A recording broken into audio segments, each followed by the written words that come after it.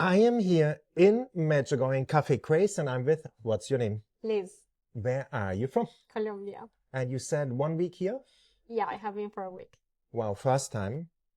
First time in Medjugorje. And after 1 week, what is Medjugorje for you? It is like, um, I will say it like home because it's like a warm place where you feel that you are at home with your family, with your mother, with God. So it's like a cozy place that is like a refuge for your soul, like a quiet place to heal breathe. and to be. You know, that's my experience here. I became, before I was broken, and I became. And how would you describe it to somebody watching outside, that it's a feeling like home? What is it that makes you home here? Yeah, like we have heard a lot about Medjugorje, and we sometimes feel curiosity about being here. But Medjugorje is not a place; it's a spirituality around the Catholic Church, because the stones that Our Lady gave us is pray, fast, confession, and Eucharistic.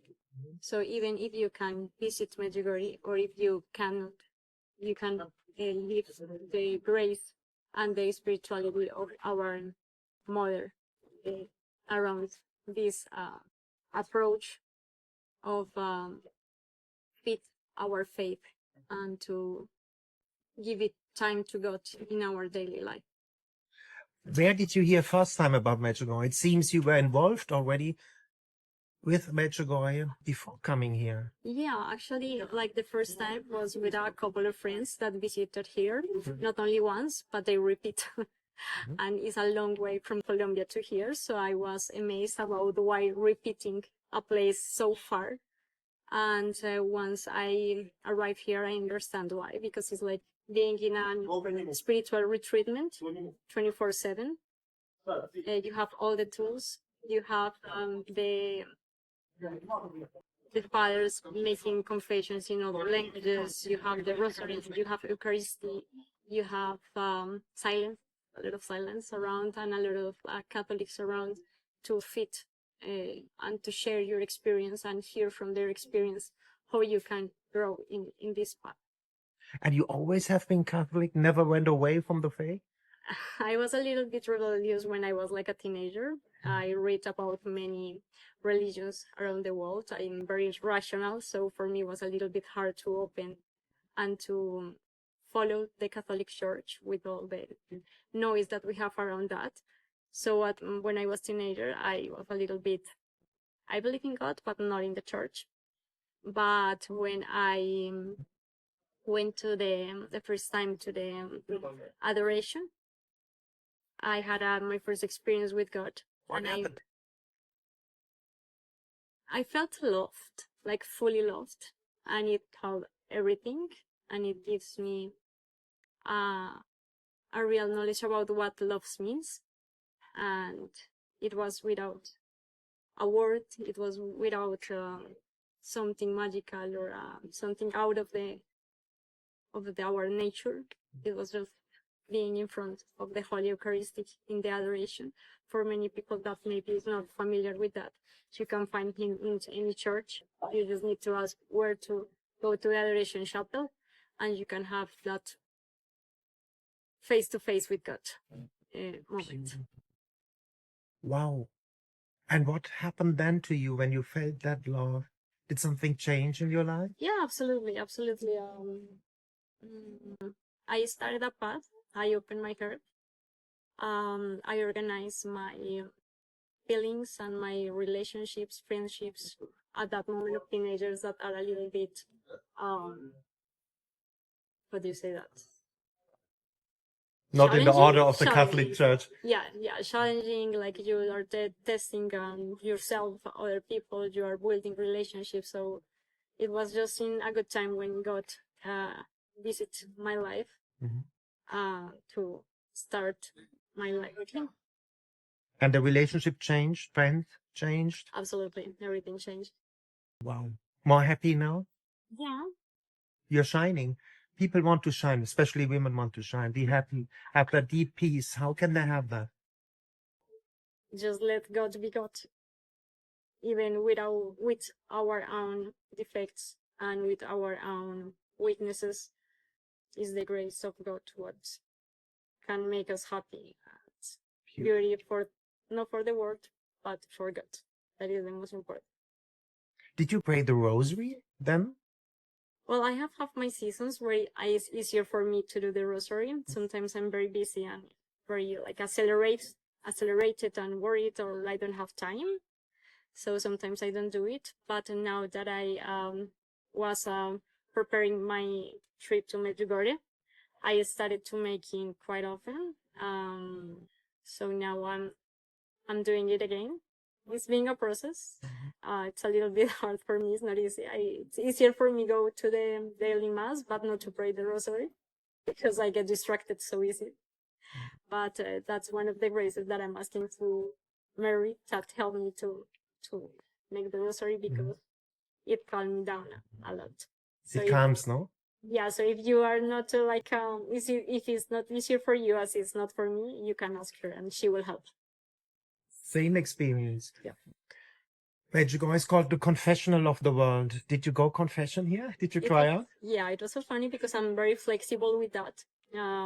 So I was going to the mass without confession here, and I was over the time because I was in a hurry, and I lost the place because it was in Spanish. I was looking for the Spanish one, and it wasn't in the one that I was arriving. I should go for another one.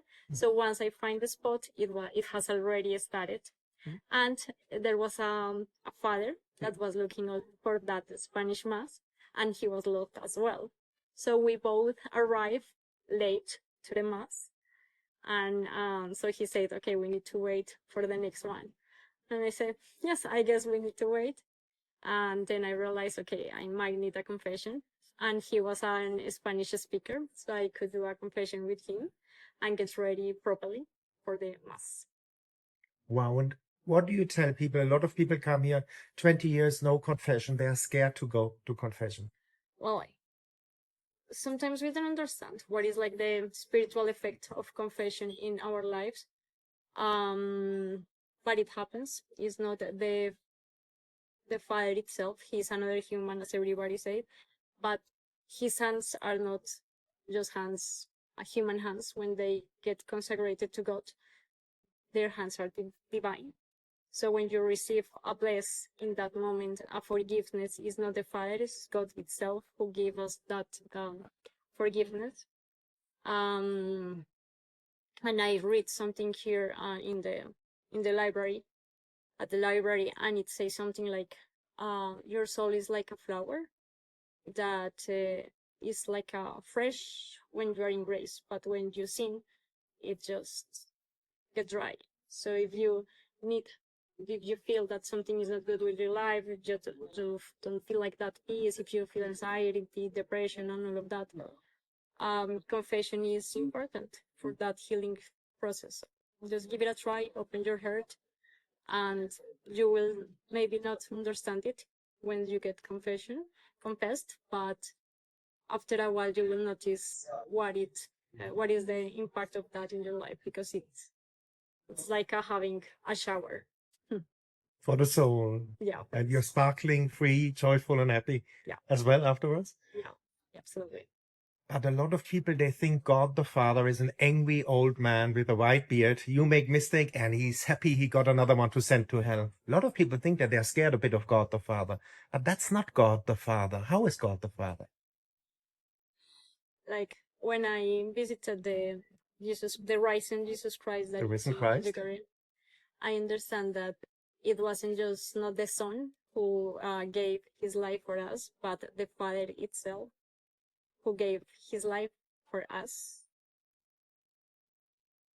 And it hurts because sometimes we feel when we see Jesus Christ crucified, but when we understand that was the Father who was also crucified and who said, "Here is your mother, here is your son," he is the Father talking in that moment in the cross. And in that moment, my concept of the God as a father changed, because he's not only super powerful father who created the universe that he did, but also a lover that cared about our life, that give his life for our life, that understand our suffering, and give us that new life. So he died to give us new life. So that the Godfather is love. Endless ocean of love. Notion of love. So, Wow. And then we are in a state of grace. We received the Eucharist. We received confession, the pardon of sins, yeah. and we can receive the Eucharist. It seems, I don't know how it's in South America, in the West, Europe, America, people don't understand anymore what is the Eucharist. Can you explain? It's Jesus Christ. It's itself. It's not anything else. It's not celebration or something, a sign. Is God itself who is in that little thing. You can see about the miracles, Eucharistic miracles. I really recommend for you to read that to understand that is the blood and the flesh of Christ that is given to us to feed us, our body and our soul. We need it. We are starting from that peace, from that love, and that's the only way that we can be fitted. So beautiful what you say. Were you a lot wounded that you get into that depth? Did you have a lot of challenges in life to pass? Absolutely, yeah. That's the only way. We need to have that broken heart to let God get into our lives. God doesn't want that.